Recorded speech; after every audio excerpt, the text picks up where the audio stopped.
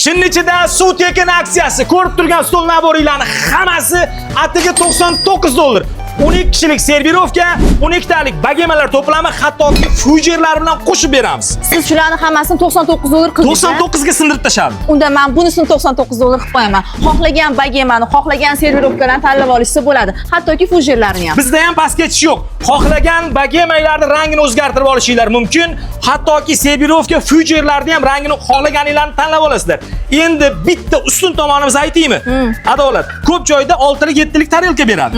Bizda 7 lik, 9 lik tarelka. Bu bozorda ancha qimmat turadi. Buni sababi nima deysizlarmi? Chunnichi 2-marta yil brendini oldi. Bu unchasiga emas. Ikkinchi sababi bizning eng katta bayramimiz Qurbon hayit munosabati bilan. Uchinchisi Chinnichi endi do'kon emas, Chinnichi bozorga aylandi. To'rtinchi sababi Chinnichi bozoriga mumkin keldi, narxlarni sindirdi. Endi tekinga ham berib yuborish mumkin.